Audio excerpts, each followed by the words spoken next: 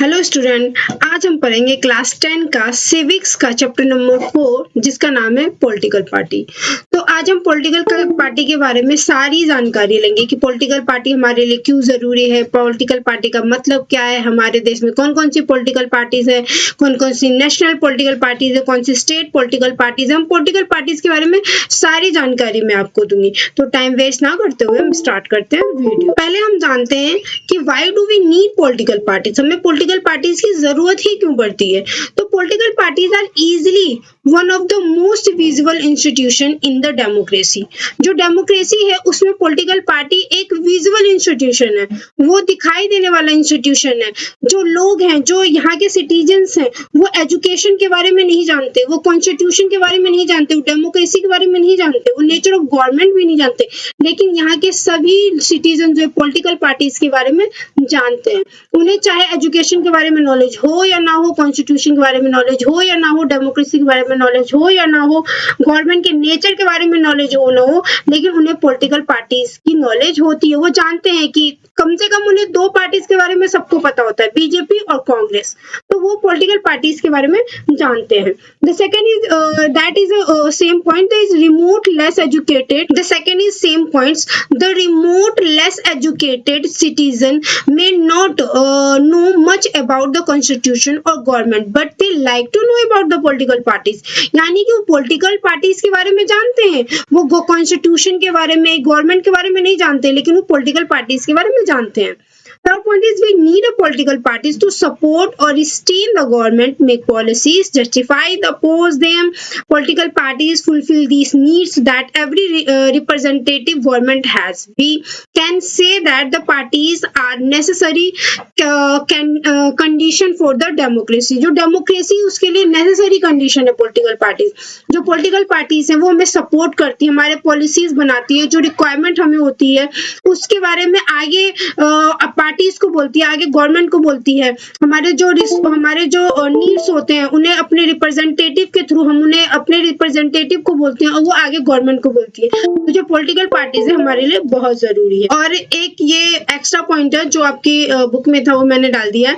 Election commission है wall writing by parties during election time. जो election commission है वो ऑफिशियली बैन कर देती है वॉल राइटिंग। जो आप यहाँ पे देख रहे हो ये वॉल राइटिंग को क्या करती है, बैन कर देती है जब इलेक्शन का टाइम होता है। अब मैं आपको बताती हूँ पॉलिटिकल पार्टीज है क्या, इसका मतलब क्या है। Political, what is the meaning of the political party.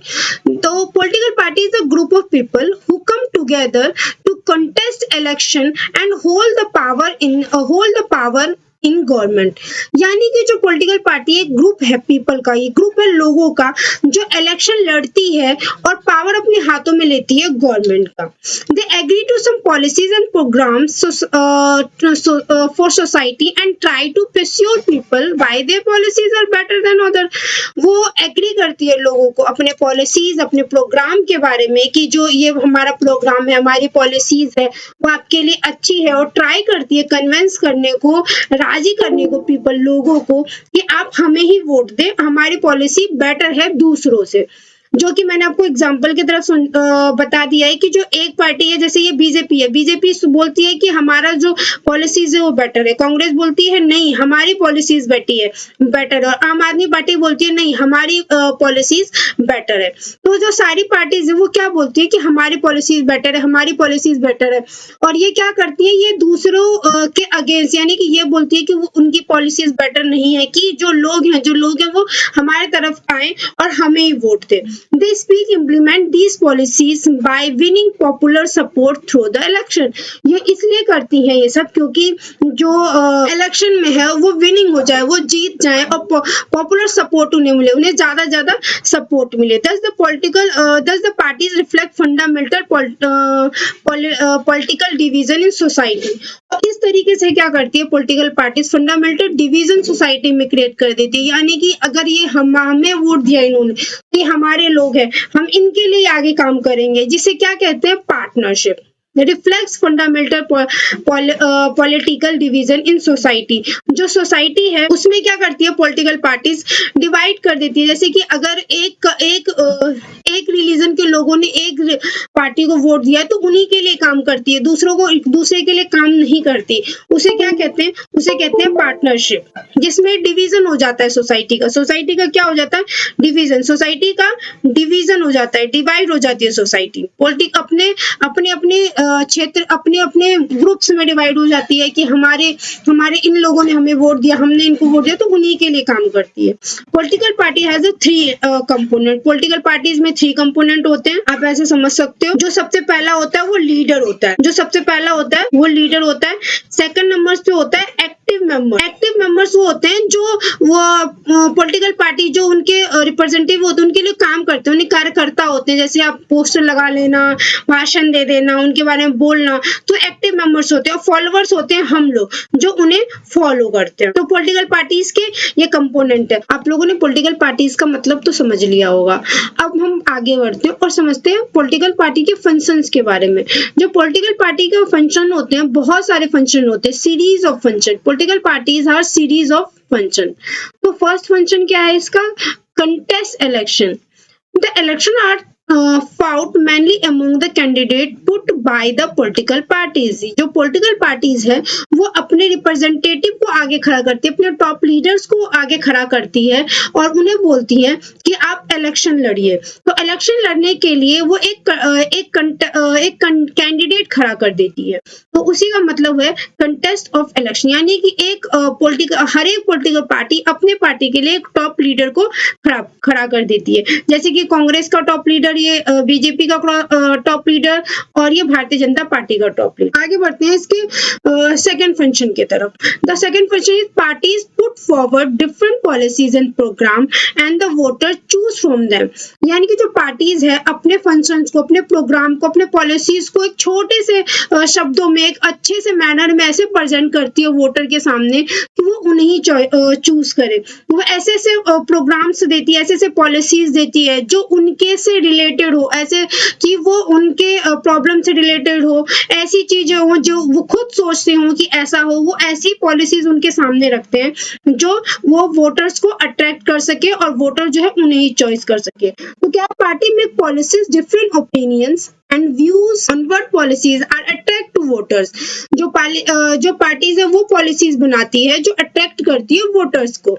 A party reduce vast multitude option into the few position which is supports। यानी कि बड़े से बड़े जो चीज है, बड़े से बड़े क्वेश्चन को जो लंबा वास्ट होता है उसे छोटे से अपने शब्दों में ऐसे क्रिएट करती है जो लोगों को अट्रैक्ट कर सके। थर्ड पॉइंट है parties play a decisive role in making law for a country. अब इसको ऐसे समझिए, जैसे कि ये है जीती हुई पार्टी, ये है उसका अपोजिशन और ये है इसका अपोजिशन। तो जो जीती हुई पार्टी है, जो पार्टीज है, वो क्या रोल करती है? जीती हुई party most important role play करती है लॉ बनाने में। यानी कोई कानून अगर बनेगा तो उसमें बहसें होंगी, अपने थॉट्स रखे जाएंगे, फिर वोट होते हैं। तो वोट में क्या होगा, जो ये लोग हैं अगर इन लोगों को नहीं भी मानते हैं, इन लोग नहीं भी ज्यादा मानते हैं, तो ज्यादा क्यों, जो ज्यादा मानता है यानी कि जो जिसकी पार्टी जीती है, जो रूल कर रहा है, उसके ज्यादा लोग अगर सभी लोग मानते हैं तो क्या होगा, वो कानून बन जाता है। तो इसमें क्या है, वो बहुत इंपॉर्टेंट रोल प्ले करती है। Parties play decisive role in making law for the country. जो कंट्री के लिए लॉ बनता है उसमें बहुत इंपॉर्टेंट रोल प्ले करती है जो जीती हुई पार्टी हो। फोर्थ पॉइंट है parties form and run the government. जो पार्टी है वो क्या करती है, रिक्रूट करती है, ट्रेन करती है लीडर्स को और उन्हें मिनिस्टर बनाती है। उन्हें क्या बनाती है, उन्हें मिनिस्टर बनाती है। और फिर क्या करती है, रन करती है गवर्नमेंट को रन करती है। पार्टी लीडर को ट्रेन करके, उन्हें पॉलिसीज बता के, उन्हें ट्रेन करके क्या करती है, उन्हें मिनिस्टर बनाती है और गवर्नमेंट को क्या करती है, रन कर। Fifth point, those party that lose the election play the role of oppositions to the parties in power, यानी कि जो पार्टी हार गई है इलेक्शन, जैसे कि आपको मैं समझाऊं, जैसे कि ये है, जैसे कि बीजेपी है, बीजेपी अगर इलेक्शन जीत गई है और कांग्रेस हार गई है या समाजवादी पार्टी हार गई है या आम आदमी पार्टी हार गई है, तो वो क्या रोल प्ले करते हैं? ओपोजिशन का रोल प्ले करते हैं। उन्हें ये बताते हैं कि आपने जो ये अगर गवर्नमेंट कोई गलत लॉ पास करती है तो उसके खिलाफ आवाज उठाते हैं और उन्हें बताते हैं कि ये गलत लॉ है। तो ओपोजिशन का भी रोल बहुत इंपॉर्टेंट रोल होता है डेमोक्रेसी में। थर्ड पॉइंट है पार्टी शेप पब्लिक ओपिनियन। जो पार्टी है वो क्या करती है? पब्लिक ओपिनियन को एक शेप देती है, पब्लिक ओपिनियन को हाईलाइट करती है, उनके इशू को। क्यों? क्योंकि जो उनके मेंबर्स है, पार्टीज के जो मेंबर्स है इंडिया के हर कोने में फैले होते हैं और वो हर लोगों के ओपिनियन जानते हैं, उनसे सुनते हैं। इस तरीके से वो क्या करते हैं, वो लाखों लोग जो मेंबर्स होते हैं, एक्टिव होते हैं, वो जानते हैं, उसके बाद उनके जो प्रॉब्लम्स उन्हें हाईलाइट करते हैं। तो पार्टी क्या करती है? शेप देती है पब्लिक ओपिनियन को। 7 एंड लास्ट पॉइंट है provide people access to government machinery and welfare scheme implement by the government. जो पार्टीज है वो प्रोवाइड करती है लोगों को स्कीम्स, उनके लिए हेल्प, कुछ मशीनरी जैसे कि हॉस्पिटल बनाना, बसेस बनाना, उनके लिए कोई अच्छी स्कीम चलाना, वो वेलफेयर बनाना, उसके लिए गवर्नमेंट क्या करती है? उनके लिए लॉ बनाती है और मशीनरी बनाती है, जो कि पॉलिटिकल पार्टी के द्वारा ही होता है। तो अब हमने पढ़ लिया पॉलिटिकल पार्टी के फंक्शंस के बारे में, आपको समझ आ गया होगा।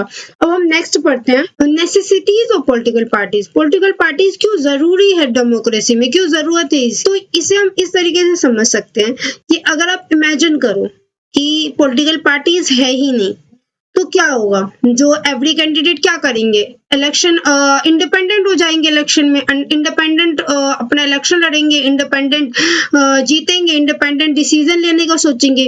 तो क्या आपको लगता है कि जो इंडिपेंडेंट इंसान होगा वो क्या आपकी प्रोमिसेस को वो फॉलो कर पाएगा, उन्हें निभा पाएगा? क्योंकि वो इंडिपेंडेंट होगा, वो अकेला होगा, तो क्या वो उतनी सारी जो हमारी जो रिक्वायरमेंट है उसको पूरा कर पाएगा? आप खुद सोचिए। तो क्या है, we need political parties because they perform of these function. जो पॉलिटिकल पार्टीज है वो हमारे लिए फंक्शंस परफॉर्म करती है, हम उन्हें जो अपनी रिक्वायरमेंट बताते हैं, अपने नीड्स बताते हैं, उन्हें पूरा करने की कोशिश करती है। तो without parties every candidate election will be independent. जो अगर पार्टी नहीं होगा तो सारे कैंडिडेट क्या होंगे? इंडिपेंडेंट होंगे, उनके पीछे कोई पार्टी नहीं होगी, कोई लोग नहीं होंगे, वो अकेले होंगे, इंडिपेंडेंट होंगे। तो no one will be able to promises about any policies. तो वो किसी भी पॉलिसीज के बारे में क्या करेंगे? प्रॉमिस नहीं दे पाएंगे। आप लोग खुद एक एग्जांपल से सोचो, आप लोग स्कूल में पढ़ते हो या आप लोग एक सोसाइटी में रहते हो, तो अगर आप जैसे हम स्कूल में पढ़ते हैं, अगर तो स्कूल में अगर सिर्फ एक इंडिपेंडेंट टीचर हो, स्कूल को मैनेज कर पाएंगे? वो मैनेज नहीं कर पाएंगे। तो उनके लिए क्या है? हमें एक ग्रुप ऑफ पीपल, हमें लोगों की जरूरत है, हमें बहुत सारे टीचरों की जरूरत है, उसके ऊपर हमें एक एमडी की जरूरत है, उसके ऊपर हमें हेड की जरूरत है, हमें एक हेड ऑफ टीचर की जरूरत है जो हमें समझा पाए। हमें हर क्लास के अलग अलग टीचर की जरूरत होती है। तो ये क्या है? ये क्या है? ग्रुप ऑफ पीपल, लोग हैं जो स्कूल को चला रहे हैं। उसी तरह हमें जो पार्टी को चलाने के लिए, हमें देश को चलाने के लिए पार्टी की रिक्वायरमेंट होती है। इंडिपेंडेंट हम इसे नहीं कर सकते। Representative will be unaccountable to their constitutions. जो रिप्रेजेंटेटिव होगा वो क्या करेगा? सिर्फ अपने हिसाब से कॉन्स्टिट्यूशन चलाएगा, वो अपने ही दिमाग से सोचेगा, उसे लोगों की उसमें ज्यादा फर्क नहीं पड़ेगा। उसे लगेगा जो मैं सोच रहा हूँ शायद वही सही है, वो क्योंकि उससे दूसरा कोई इंसान थॉट दे ही नहीं पाएगा क्योंकि वो इंडिपेंडेंट है। तो वो क्या सोचेगा? जो मैं सोच रहा हूँ वही सही है, कॉन्स्टिट्यूशन वही है, वही सही है। But no one will be responsible for how the country will be run. और उस टाइम पे क्या होगा? कोई भी रिस्पॉन्सिबल नहीं होगा क्योंकि इंडिपेंडेंट है। अगर जैसे आप खुद ये सोचिए, जब हमारे देश में कोई प्रॉब्लम्स होती है, हम देखते हैं कि ये प्रॉब्लम हुआ, तो हम क्या कहते हैं? अरे ये पार्टी ने ढंग से काम नहीं किया। क्यों? क्योंकि हम पार्टी को रिस्पॉन्सिबल समझते हैं। अगर कोई इंडिपेंडेंट होगा तो हम किसी को रिस्पॉन्सिबल ही नहीं समझेंगे कंट्री को रन करने के। तो आप लोग समझ गए नेसेसिटीज ऑफ पॉलिटिकल पार्टी, यानी कि पॉलिटिकल पार्टी की जरूरत ही क्यों है हमें। अब हम पढ़ते हैं पंचायत के बारे में। तो पंचायत क्या है? आप लोगों ने वही किया होगा कि जो पॉलिटिकल पार्टी है, पॉलिटिकल पार्टी जो बनती है फिर वो मिनिस्टर बनते हैं। लेकिन पंचायत क्या है? पंचायत में कोई पॉलिटिकल पार्टी नहीं होती। तो वो कैसे चलती है, वो क्यों चल जाती है? अब हमारे पास क्वेश्चन है कि अगर इसमें तो कोई पॉलिटिकल पार्टी नहीं होती तो वो क्यों चल रही है, पंचायत कैसे चल रही है? तो पंचायत इसलिए चल रही है क्योंकि उसमें जो है वो एरिया जो है वो कम होता है, जो लोग होते हैं कम होते हैं। हम फर्स्ट क्लास को अगर हमें सिर्फ पढ़ाना हो तो इंडिपेंडेंट इंसान एक पढ़ा सकता है, लेकिन अगर हमें पूरे 10th क्लास तक को पढ़ाना है तो एक इंसान इंडिपेंडेंट नहीं पढ़ा सकता। उसी तरह छोटे एरिया को, छोटे मतलब कम लोगों को, मतलब कि विदाउट पार्टी हम हैंडल कर सकते हैं। तो हम पंचायत इस तरीके से हैंडल कर लेते हैं। तो पंचायत का है कि the non party based election of the panchayat, जो पंचायत है वो नॉन पार्टी बेस्ड इलेक्शन है, यानी कि उसमें कोई पार्टी नहीं होती।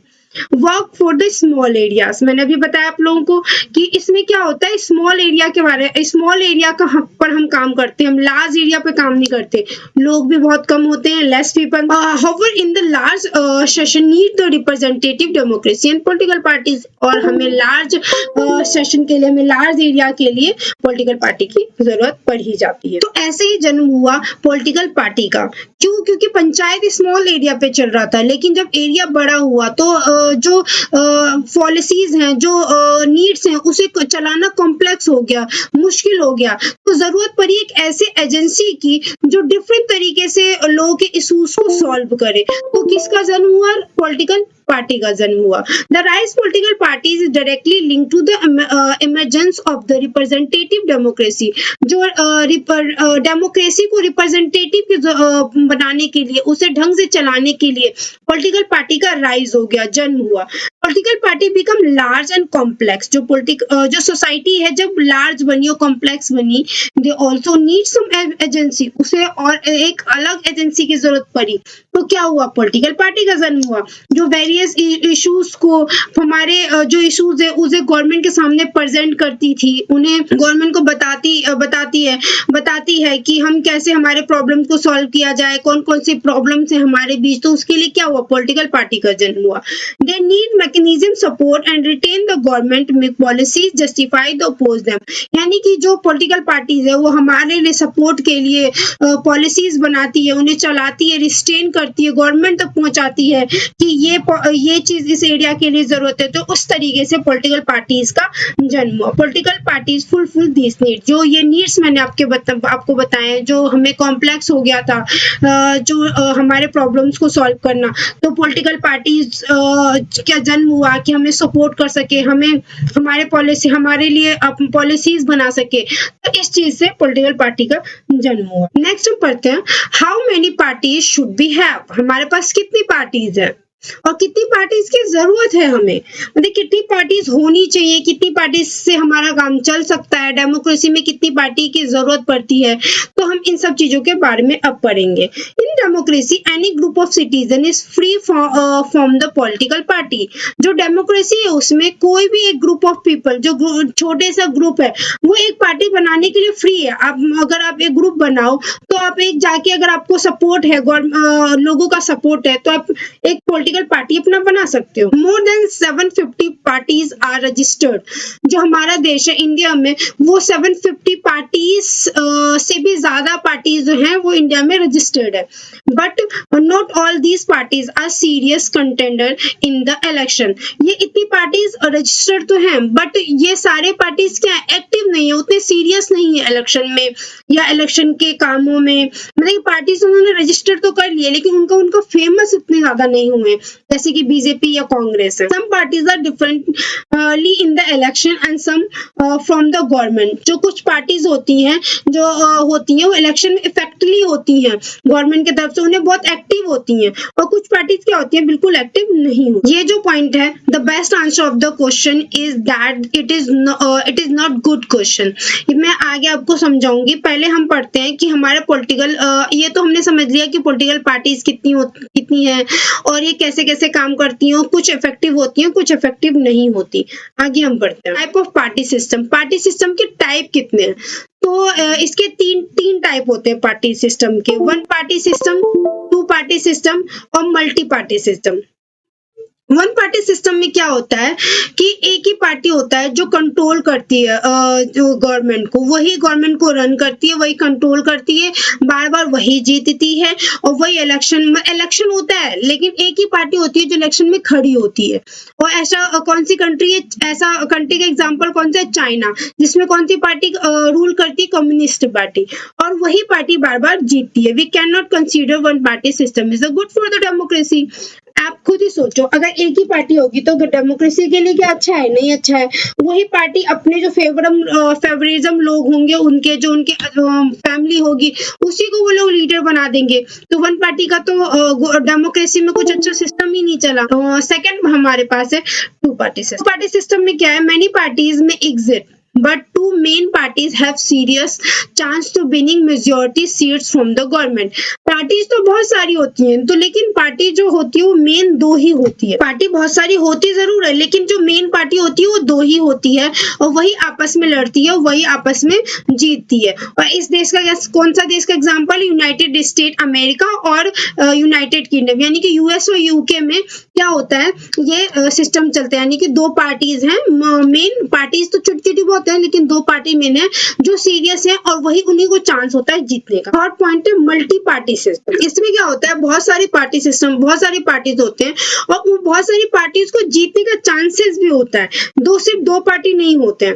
सर्वल पार्टीज कंप्लीट द पावर। बहुत सारी पार्टीज क्या करती हैं, कंप्लीट करती है पावर के लिए। More than two parties have responsible chance to be coming to the power. जो एक से ज्यादा पार्टीज के पास चांस होता है विनिंग करने के लिए। एक इसका देश का एग्जांपल क्या है, India. India is the various party become together in the alliance, join hand for the purpose of the election, winning power। इसमें क्या होता है, देखो, अगर सोचो कि एक पार्टी को 40% वोट मिले, लेकिन जीतने के लिए कितना परसेंट की वोट चाहिए, 50% वोट चाहिए। तो उसने क्या किया, एक दूसरी पार्टी जो छोटी पार्टी है उसके साथ ज्वाइन कर लिया, अलायंस बना लिया, उसके साथ हैंड ज्वाइन कर लिया कि आप मेरे साथ मिल जाओ। तो दोनों मिल गए, उन्होंने क्या बना लिया, पार्टी बना लिया। तो इस तरीके की जो पार्टी होती है, यानी कि एक से दो से तीन, यानी कभी कभी ऐसा भी होता है कि तीन चार पार्टियां मिल जाती हैं और एक गवर्नमेंट बना देती हैं और रूल करने लगती है। तो इस तरीके से क्या होता है, ये कहाँ पे चलता है, ये इंडिया में चलता है। जैसे कि 2004 में एनडीए, मैंने आपको यहाँ पे एग्जांपल की तरह बता दिया। 2004 में क्या होता है, एनडीए बना, यूपीए बना, एलडीएफ बना। तो ये सब क्या हुआ, ये सब अलायंस बने और इन्होंने गवर्नमेंट को फिर रूल किया। अब मैं आपको बताती हूँ कि जो ये आंसर है, जो best answer of this question is that is not good question. जो ये क्वेश्चन है कि पार्टीज कितनी जरूरत है, कितनी पार्टीज की जरूरत है, कैसा कौन सी पार्टी होनी चाहिए, कितनी होनी चाहिए, वन सिस्टम होना चाहिए, मल्टी सिस्टम होना चाहिए, या फिर टू सिस्टम होना चाहिए, क्वेश्चन ही ये गलत है। That is a question is not good. Question good अच्छा नहीं है। Party system not something any country can choice. जो पार्टी सिस्टम है, कोई कंट्री चॉइस नहीं करती, उनके कंट्री के सिचुएशन के हिसाब से, वो जो उनके कंट्री के हिस्ट्री के हिसाब से, उनके सोसाइटी के हिसाब से ये वो अपना लेते हैं। जैसे कि अगर हमारा देश है, हमारे देश में मल्टी पार्टी सिस्टम को ही मतलब कि अच्छा माना गया, क्योंकि हमारे देश में अलग अलग रिलीजन्स हैं, अलग अलग लोग हैं, अलग अलग लैंग्वेजेस हैं। तो उसमें अगर हम एक ही पार्टी लेके चलते हो तो ढंग से, या दो पार्टी लेके चलते हो तो ढंग से नहीं चल पाता। So party system not good something any country can choice. It revolved over long time, depend on the nature of the society, history, political its system of election। क्या होता है पॉलिटिकल पार्टी जो हिस्ट्री के हिसाब से, society के nature के हिसाब से, उनके कंट्री के हिसाब से चॉइस होता है। इसीलिए मैंने आपको बाद में बताया कि जो ये क्वेश्चन है ये इससे रिलेटेड था। तो अभी तक आप लोग समझ गए होंगे आप लोग कि पॉलिटिकल पार्टी का फंक्शन क्या है, पॉलिटिकल कितनी पार्टीज होती हैं, कितनी पार्टीज होनी चाहिए, ये क्वेश्चन सही है कि गलत, किस टाइप पार्टीज होती हैं, पॉलिटिकल पार्टीज का मतलब क्या है। हम इंडिया के बारे में पढ़ते हैं कि इंडिया में नेशनल पार्टीज कितनी हैं। The party that shows at least 6% of the total votes in Lok Sabha election or assembly election in 4 seats। क्या होता है, जो कोई भी पॉलिटिकल पार्टी अगर लोकसभा में उसने 6% वोट जीत लिए हैं और असेंबली इलेक्शन में 4 सीट्स जीत लिए, तो कौन सी पार्टी जाती है, नेशनल पार्टी जाती है। यानी कि उसने क्या किया, उसने 6% वोट जीत लिए लोकसभा में, और असेंबली में क्या किया, उसने 4 सीट जीत लिए, तो क्या बन गई, नेशनल पार्टी बन गई। विन एटलीस्ट 4 सीट इन लोकसभा। लोकसभा में क्या होता है, उसको 4 सीट जीतने होते हैं। According to this classification the election commission of the India recognise 6 national parties. इस हिसाब से देखिए वोट्स के हिसाब से जो इलेक्शन कमीशन है इंडिया का, उसने 6 पार्टीज को इस टाइम पे नेशनल पार्टी घोषित कर रखी है, जिसके बारे में हम आगे आगे पढ़ेंगे। क्या है, कौन कौन सी पार्टी है वो? आम आदमी party, BJP, BSP, CPIM, INC and NPP, जिसके बारे में हम एक एक करके पढ़ेंगे। अब आम आदमी फॉर्म इन 26 नवंबर 2012। ये कब बनी? ये 26 नवंबर 2012 को बनी। किस तरीके से बनी? ये एंटी कॉर्पोरेशन मूवमेंट, यानी कि एक मूवमेंट चला था, एक धरना चला था जिसे अन्ना ने चलाया था। और उसमें क्या हुआ था, दिल्ली को ढंग से क्रिएट करने के लिए मूवमेंट चला था। जो करप्शन है उसे हटाने के लिए मूवमेंट चला था। उसके बाद क्या हुआ, आम आदमी पार्टी का जन्म हुआ। The party was founded on the idea of accountability, cleaning administration, transparency and good governance. मतलब कि जो एडमिनिस्ट्रेशन है उसको क्या कर रही थी, ट्रांसपेरेंसी बनाना चाहती थी। मतलब कि ऐसा बनाना चाहती कि जनता को पता हो कि क्या चल रहा है, क्या हो रहा है, और जो करप्शन है वो खत्म हो। इस तरीके से ये इस पार्टी का जन्म हुआ था। आम आदमी party become second largest party in the Delhi. जो आम आदमी पार्टी है वो सेकेंड लार्जेस्ट पार्टी दिल्ली में बनी। इलेक्शन 2019 में एक सीट भी जीत गई लोकसभा में। हम नेक्स्ट पढ़ते हैं भारतीय जनता पार्टी के बारे में, यानी कि BJP. BJP found in 1980 by receiving the east while Bharatiya Jana formed by Shyam Prasad Mukherjee in 1951। ये क्या फॉर्म्ड हुई 1980 में, और इसको जो बनाया जिन्होंने, उन्होंने फॉर्म किया वो श्याम प्रसाद मुखर्जी ने किया था। कब किया था? 1951 में ही कर दिया था, लेकिन जो इसका फाउंडेंट बना, जो ये ढंग से बन पाया, वो 1980 में बन पाया। कल्चर नेशनलिज्म और Hindu is the important element. इसका जो इम्पोर्टेंट एलिमेंट क्या है? इसका इम्पोर्टेंट एलिमेंट है हिंदू। मतलब कि इनको एक ही पॉइंट है इनका, हिंदू वक्त। मतलब कि हिंदू की तरफ से हिंदू वक्त इनका एक इम्पोर्टेंट रोल है। Want full territorial and the political integration of the Jammu and Kashmir with the India। इन्होंने क्या किया था, जम्मू कश्मीर में जो है वो पूरा जो पहले क्या था, जम्मू कश्मीर में हमारे पास उतनी पावर नहीं थी, इंडिया के पास उतनी पावर नहीं थी, तो इन्होंने क्या किया, ये चाहते भी यही थे और इन्होंने फिर किया भी कि पूरा जो जम्मू कश्मीर का एरिया था, टेरिटोरियल था, वो क्या था हमारे, फिर क्या किया, इंडिया के अंदर उसने कवर, मतलब कि वो कर दिया कि अब जो भी यहाँ पे होगा वो इंडिया के रूल के हिसाब से होगा। Uniform civil code for all people leaving the country representative of the religion and ban the religion conversation। इन्होंने क्या किया, रिलीजन कन्वर्सेशन को बंद कर दिया, यानी कि रिलीजन के बारे में अब कोई रिप्रेजेंटेटिव ऐसा होगा ही नहीं रिलीजन के बारे में से वोट ले या उस तरीके से जिए जो रिलीजन पे बेस हो। It support base increase substantially in the 90s। ये कब जीत गए थे? ये 1990 में इनको बहुत सारा सपोर्ट मिला था और वे इंक्रीज हुए थे। कम टू पावर 1988, और ये पावर में कब आए? 1988 में, leader of national democracy alliance में, वो भी अलायंस बनाई इन्होंने NDA की, और ये पावर में आए थे। Become the largest party 103 members in 2019 Lok Sabha election. और लोकसभा के इलेक्शन में 2019 में इन्होंने बहुत ज्यादा बहुमत से जीते और 303 मेंबर्स की सीट जीत के इन्होंने लोकसभा में पार्टी बनाई। थर्ड पढ़ते हैं हम बहुजन समाजवाद पार्टी के बारे में, यानी कि BSP। Form 1984 under the leadership of Kashiram. ये 1984 में बनी थी। 1984 में ये फॉर्म्ड हुई थी किसके लीडरशिप में? काशीराम के लीडरशिप में। Represented and the source power of the Bahujan samajwad which is include Dalit, Adivasi, OBC and religion minorities. यानी कि जो ये पार्टी थी, जो गरीबों, जो छोटे लोग थे, छोटे जात के लोग थे, आदिवासी थे, दलित थे, उनको सपोर्ट करने के लिए बनी थी। वो उनका मोटिव श्योर्स था, उनका मतलब कि एक जो इम्पोर्टेंट मोटिव उनका था, वो लोग दलित और आदिवासी OBC रिलीजन के लिए ये बने थे। It has its main base of state Uttar Pradesh and substance presence in the Madhya Pradesh, Chhattisgarh, Uttarakhand, Delhi and Punjab। यानी कि जो इनका मेन बेस है, यानी कि जहाँ पे ये पार्टी बहुत ज्यादा ही एक्टिव है या बहुत ज्यादा ही है वो उत्तर प्रदेश है।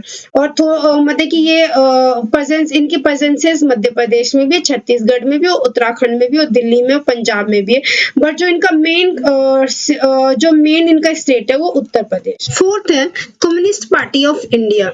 जो कम्युनिस्ट पार्टी ऑफ इंडिया है उसका जो जन्म हुआ था, फाउंडेड हुई थी, वो 1984 में हुई थी, और उन्हें बिलीव था मैक्सिनिज्म और लेनिनिज्म में। यानी कि जो मार्क्सवाद है और लेनिनवाद है उसमें बिलीव करते थे। यानी कि इनका जो मोटिव था वो समाजवादी था। ये क्या चाहते थे, मुझे पूंजीवादी जो देश है वो समाजवादी देश बन जाए। उनका मकसद था पूंजीवादी देश को हटाना, यानी कि जो गरीब लोग हैं वो ऊपर आए और जो अमीर लोग हैं वो नीचे नीचे जाएं। इनका मकसद समाज में सपोर्टिव पे था, मतलब कि समाज की भलाई के लिए ही सारा काम हो। Support socialism, secularism and democracy, and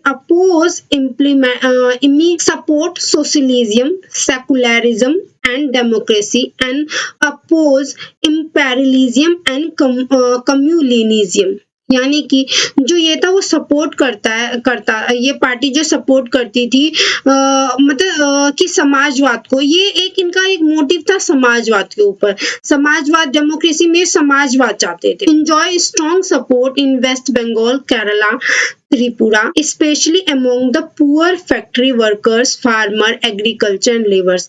यानी कि जो पार्टी थी वो वेस्ट बंगाल, केरला और त्रिपुरा में क्या थी, फेमस थी। और फेमस किन लोगों के बीच में थी, पुअर लोग, गरीब लोगों के बीच में, फैक्ट्री वर्कर्स के बीच में। क्यों? क्योंकि ये इन्हीं लोगों के लिए काम करती थी।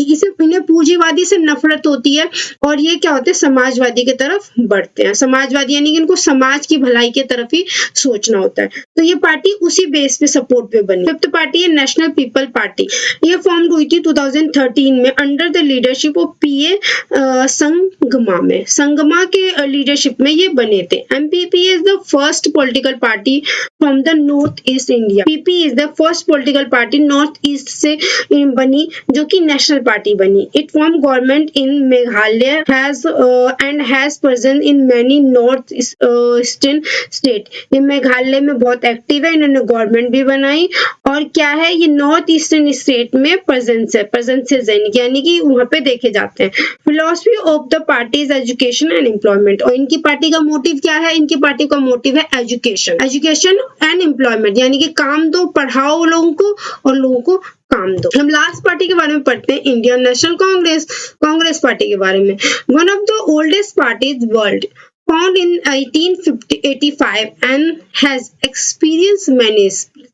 इस पार्टी को क्या है, बहुत सारे एक्सपीरियंस है, बहुत पुरानी पार्टी है। सबसे पुरानी पार्टी कौन सी है वर्ल्ड में सबसे पुरानी पार्टी है कांग्रेस पार्टी, जो कब फॉर्म हुई थी 1985 में under the leadership of Jawaharlal Nehru.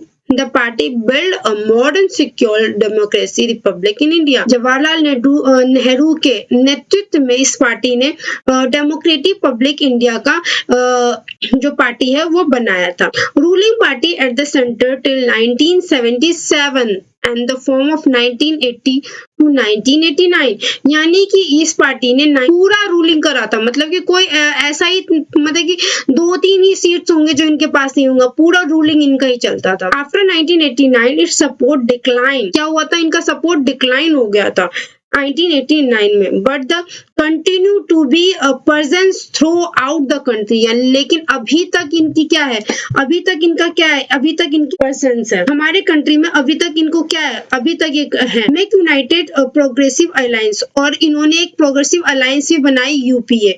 In 2019 Lok Sabha election it bone 19% votes and 52 seats. और ये क्या हुआ था 2019 में लोकसभा इलेक्शन में 19% वोट मिला और 52 सीट्स मिले थे। नेशनल पार्टी के बारे में तो आप लोगों ने जान लिया। अब हम जानते हैं स्टेट पार्टी के बारे में। तो स्टेट पार्टी कौन सी पार्टी होती है, जो भी पार्टी नेशनल लेवल, जो नेशनल पार्टी है उसके अलावा पार्टीज होती हैं वो स्टेट पार्टी होती है। हमारे पास 6 नेशनल पार्टी है, उसके अलावा जो भी पार्टी है वो स्टेट पार्टी है। आप लोगों के दिमाग में क्वेश्चन आ रहा होगा कि नेशनल पार्टी बनने में हमारे पास कुछ कैटेगरियाज थे जिससे वो नेशनल पार्टी बन पा रही थी।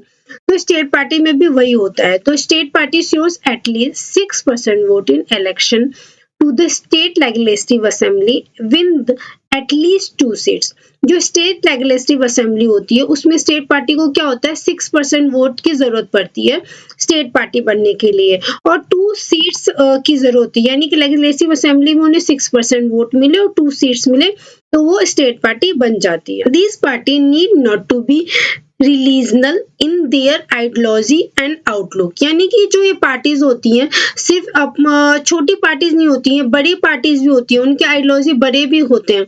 ये जरूरी नहीं कि रिलीजनल पार्टी ही है, ये बड़े पार्टी बन सकते। This party successful in some state, जो स्टेट पार्टी होते हैं वो इसलिए स्टेट पार्टी होते हैं क्योंकि वो कुछ स्टेट में ही सक्सेसफुल होते हैं। Parties like Samajwad party and Rashtriya Janata Dal have national level political organisation but not become national party. जो समाज दल पार्टी है और जो राष्ट्रीय जनता दल है वो नेशनल लेवल ऑर्गेनाइजेशन है बट क्या वो नहीं बन पाई national party. Since 1996 state party has got an opportunity to be a part of national level alliance government, यानी कि जो 1996 में जो स्टेट पार्टी है उनको एक पावर मिल गई, उनको एक अपॉर्चुनिटी मिली कि वो नेशनल लेवल के गवर्नमेंट में भाग ले सके। यानी कि जो पार्टी बड़ी पार्टी थी उन्होंने क्या किया, छोटी छोटी पार्टी के साथ समर्थन लेके अपना वो बना लिया, गवर्नमेंट बना ली। तो उससे क्या हुआ, इसमें भी इन्होंने बहुत इंपॉर्टेंट रोल निभाया। कि जो पॉलिटिकल पार्टी है उसमें चैलेंजेस क्या है, तो फर्स्ट क्या है, लैक ऑफ इंटरनल डेमोक्रेसी। जो इंटरनल डेमोक्रेसी है वो बहुत कम है, यानी कि डेमोक्रेसी की भावना लोगों में पार्टीज में क्या है, बहुत कम है। Political party concentration of power in one and few top leaders, यानी कि पॉलिटिकल पार्टी के जो पावर है वो कुछ लीडर्स के पास या कुछ मतलब कि 2 या 3 लीडर्स के पास ही होती है। Ordinary members of the party do not get significant information on what happened inside the party, यानी कि जो और मेंबर्स होते हैं, जो ऑर्डिनरी मेंबर्स होंगे उनको पास इंफॉर्मेशन ही नहीं होती कि पार्टी के अंदर चल क्या रहा है, क्या हो रहा है, उनके पास कुछ इंफॉर्मेशन नहीं होती तो वो करे क्या। Few leaders have more power who disagree with the leader find difficulty to continue the party। जो कुछ लीडर्स होते हैं जो डिसएग्री करते हैं किसी भी कानून को, किसी भी लॉ को, उनका क्या होता है, उनका उस पार्टी में रहना क्या होता है, मुश्किल हो जाता है। इस तरीके से उन्हें डिफिकल्टीज होने लगती हैं। Personal loyalty to the leader become the more important. इसमें क्या चैलेंजेस हो जाता है कि जो पर्सनल लॉयल्टी होती है लीडर के तरफ इम्पोर्टेंट हो जाता है। डेमोक्रेसी की तरफ जो लॉयल्टी वो इम्पोर्टेंट नहीं रहता, पर्सनल लॉयल्टी हो जाती है लीडर की तरफ, जो उसका रिप्रेजेंटेटिव है उसके तरफ लोग लॉयल ज्यादा हो जाते हैं, ना कि डेमोक्रेसी की तरफ। ये हमारा फर्स्ट पॉइंट है, चैलेंजेस है। सेकेंड चैलेंजेस है डायनेमिक सेक्शन, यानी कि the party leaders are position of unfair advantage to favour people choose to them to even their family members, यानी कि जो पार्टीज है वो अनफेयर हो जाती है अपने फैमिली मेंबर्स या उनके जो जिन्होंने उन्हें जिताया है उसके तरफ अनफेयर हो जाती है। यानी कि जैसे जिस क्षेत्र के लोगों ने, जिस लोगों ने उन्हें जिताया उनके तरफ फेवर ज्यादा करती है, यानी कि इन लोगों ने इस ग्रुप ने मुझे जिताया तो उसका मैं ज्यादा काम करूंगा। The top position are always controlled by members of the family which is unfair to other members. क्या होता है, जो टॉप पोजीशंस हैं उसमें क्या होता है, कंट्रोल होता है फैमिली मेंबर्स के द्वारा या फैमिली जो उनके वन ऑफ द फैमिली चलते आते हैं उनके द्वारा। जैसे कि आप कांग्रेस को ले लो, उनकी क्या फैमिली की तरह ही चल रही है। पहले उनके जवाहरलाल नेहरू थे, फिर इंदिरा गांधी, फिर राहुल गांधी, फिर राजीव गांधी आए, फिर इंदिरा गांधी, फिर सोनिया गांधी, फिर अभी राहुल गांधी। तो क्या हो रहा है, फैमिली की तरह ही चल रहा है। टॉप लीडर को है ना, टॉप लीडर फैमिली में के मेंबर्स में ही है, तो क्या है दूसरे मेंबर्स के लिए अनफेयर है। This tendency is present in world wide including in old democracy. ये क्या है, ओल्ड डेमोक्रेसी में भी है। ये जो डायनेमिक सेक्शन है, यानी कि जो अपने फैमिली मेंबर्स के तरफ ज्यादा अट्रैक्टिव हैं, उन्हीं को फेवरिज्म करते हैं, जो जिन्होंने उन्हें पोजीशन दिलाई है, ये क्या है, ये ओल्ड डेमोक्रेसी में भी है। थर्ड चैलेंजेस है मनी एंड मैक्चुअल पावर, यानी कि जो पार्टीज के पास मनी होती है, पैसा होता है या पावर होती है या फिर उनके ताकतवर होते हैं, वो क्या होते हैं, उनको एक वो मिल जाता है, उनको एक फायदा मिल जाता है जिससे वो पार्टी बना लेते हैं या जीत लेते हैं। Parties are focus only on winning election, they try to use shortcut to win the election. Parties क्या करती है, विन करने के लिए शॉर्टकट को यूज करती है, फोकस कर लेती है कि सिर्फ हमें विन करना है, हमें कैसे भी विन करना है। तो क्या करती है, मैक्सिमम पावर का यूज करती है, पैसों का यूज करती है जीतने के लिए, गुंडे बुलाती है, पैसे ज्यादा लोगों को देती है कि आप हमें ही वोट देना। तो इस तरीके से डेमोक्रेसी में हो रहा है। Nominated those candidate who have lot of money, और उन्हीं कैंडिडेट को नॉमिनेट किया जाता है जिनके पास पैसा ज्यादा है, जिनके पास पैसा ज्यादा है, पैसे देते हैं, उन्हें नॉमिनेट कर दिया जाता है। इस तरीके से क्या हो रहा है, बस जीतने का वो बन रहा है, डेमोक्रेसी नहीं हो रही है। Some case parties support criminals who can win the election, और कुछ केसेस में तो ऐसा भी होता है कि क्रिमिनल को ही सपोर्ट कर दिया जाता है, क्रिमिनल को ही इलेक्शन में खड़ा कर दिया, जैसे आप लोगों ने भी देखा होगा, ये क्रिमिनल को इलेक्शन में खड़ा किया जा रहा है। थर्ड चैलेंजेस है no meaningful choice to voters in recent year. क्या है, हमारे पास कोई चॉइस ही नहीं है अच्छा जिसे हम वोट दे सके, जो एक कोई अच्छी पार्टी हो, हमारे पास कुछ ऐसा अच्छा वाला चॉइस नहीं है जो अच्छी पार्टी हो जिसे हम वोट दे तो हमारे लिए काम करे। जब हमारे पास चॉइस ही नहीं है तो ये क्या है, हमारे लिए सबसे बड़ी चैलेंजेस है। हमारे पास अगर अच्छा चॉइस हो और हम उन्हें चुने तो वो हमारे लिए अच्छा काम करेंगे, but we have no option, हमारे पास कोई ऑप्शन ही नहीं है, have no option available to people, लोगों के पास ऑप्शन ही नहीं है कि वो किसे चॉइस कर। अब हमने चैलेंजेस के बारे में तो पढ़ लिया, समझ भी गए होंगे। अब हम पढ़ेंगे how can parties be reformed, यानी कि पार्टी कैसे रिफॉर्म्ड होते हैं। Recent effect to reform political parties, अभी अभी क्या किया गया है पार्टी को रिफॉर्म करने के लिए, हम इसके बारे में पढ़ते हैं। उसके 3 पॉइंट हैं। The constitution was aimed to prevent election MLA and the MP from changing party. अभी कॉन्स्टिट्यूशन ने क्या अमेंड पास किया है, अमेंड पास किया है कि जो भी एमएलए और एमपी होगा, अगर वो पार्टी चेंज करती है तो वो क्या करेगी, वो लूज कर देगी एक सीट, लेजिस्लेटिव असेंबली में एक सीट को लूज कर देगी, मतलब उसके सीट को ले लिया जाएगा, जो लेजिस्लेटिव असेंबली का सीट है उसको वो ले लिया जाएगा। अगर वो, जैसे कि अगर वो अभी बीजेपी में है और बीजेपी से निकल के कांग्रेस में जाना चाहे या दूसरी पार्टी में जाना चाहे तो उनकी सीट, उसकी सीट को क्या किया जाएगा, ले लिया जाएगा और वो चेंज करती है। पहले एमएलए एमपी क्या करते थे, इस पार्टी में कुछ प्रॉब्लम्स हो गई उस पार्टी में मिल गए, उसके साथ कुछ प्रॉब्लम हो गई तो इसमें मिल गए। तो फिर कॉन्स्टिट्यूशन ने क्या अमेंड पास किया, अमेंड पास कर दिया कि एमएलए या एमपी चेंज करते हैं पार्टी को तो एक सीट वो लूज कर देंगे। मतलब कि supreme court pass an order to reduce the influence of the money and criminal. Supreme court ने एक कानून पास किया जिससे मनी और क्रिमिनल्स को बहुत कम महत्व दिया गया, मतलब उनको दूर रखा गया, उनको उतना इंपॉर्टेंस नहीं दिया गया इलेक्शन में। थर्ड पॉइंट है हमारा, election commission pass an order making necessary of the political parties to hold their organisation election and file their income tax returns. यानी कि जो इलेक्शन कमीशन है उसने पास किया ऑर्डर को, नेसेसरी कर दिया क्या, कि पॉलिटिकल पार्टीज अपने पार्टी के अंदर भी एक इलेक्शन करेंगे और वोटिंग करेंगे, जिससे पता चले कि वो जो पार्टीज का जो रिप्रेजेंटेटिव है वो कितना अच्छा है या वो लोग पार्टीज के लोगों को भी पसंद है या नहीं। और दूसरा उन्होंने क्या किया कि इन जो भी रिप्रेजेंटेटिव होगा वो इनकम टैक्स फाइल करेगा और जिससे उसकी इनकी जानकारी, उनके जो प्रॉपर्टी है उन सब की जानकारी क्या है हमें मिल पाए। और जो अब मैं आपको बताने जा रही हूँ, जो सजेशन दिया है लोगों ने, जो सजेशन दिया है रिफॉर्म्ड करने के लिए पॉलिटिकल पार्टीज को, वो क्या क्या है, उसके भी 3 पॉइंट्स हैं। First is a law should be made regulate the internal affair and of political parties, यानी कि एक लॉ बनाया गया है, लॉ बनाना चाहिए जिसमें क्या है, पॉलिटिकल पार्टी को रेगुलेट करना चाहिए चीजों को, यानी कि उन्हें एक डायरी मेंटेन करनी चाहिए, उन्हें एक संविधान के अनुसार हम चलेंगे ये उनको बताते रहना चाहिए, मेंटेन करना चाहिए, उनको रेगुलेट करना चाहिए कि उन्हें क्या काम करेंगे क्या नहीं करेंगे, इस तरीके को पूरा रेगुलेट करना चाहिए। Third point, political party to give at least 1/3 ticket to women candidate. ये पॉलिटिकल पार्टी को कम से कम 1/3 टिकट वुमेन कैंडिडेट को देना चाहिए और डिसीजन मेकिंग में उस कैंडिडेट, यानी कि असेंबली में डिसीजन मेकिंग में एक कोटा मिलना चाहिए वुमेन्स को डिसीजन लेने में बॉडीज ऑफ पार्टी के लिए।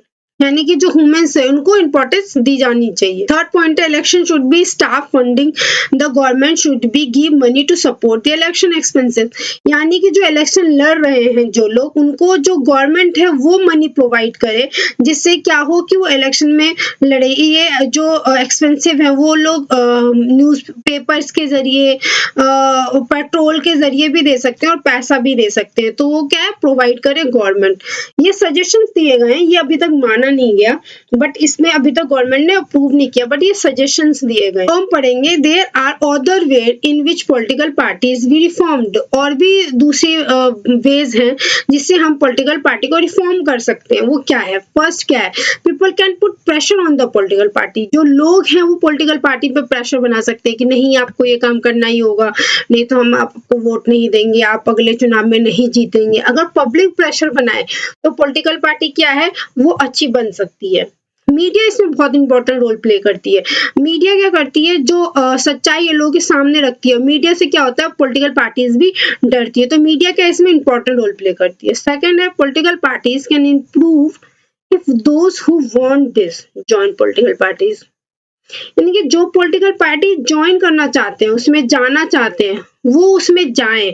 ये बाहर से उनको अपने विचार ना रखें, बाहर से ये ना कहे कि उन्होंने ये कर लिया होता, वो कर लिया होता। जो पॉलिटिकल पार्टीज में जाना चाहते हैं, जो काम करना चाहते हैं, वो जाएं और वो काम करें। उन्हें जाने दिया जाए, उन्हें मौका दिया जाए करने का। जिनको कोई इंटरेस्ट नहीं है देश को सुधारने में, डेमोक्रेसी में, वो पॉलिटिकल पार्टीज में जाए ना।